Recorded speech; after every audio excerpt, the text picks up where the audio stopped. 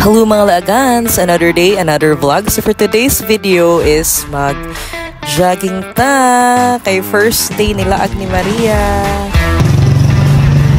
Woo! Welcome to my running era! Isag ng buwan.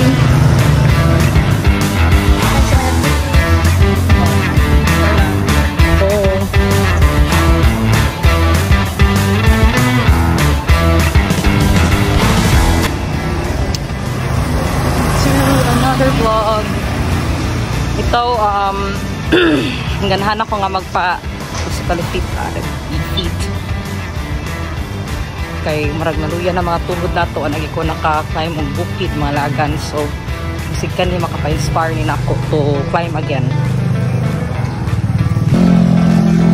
So, ako kay mag-walking lang sa ta, nga, jog kamay, kay medyo talisik yun no, na timingan yun si auntie nga jogging nga kuha ng panahon kay marag talisik.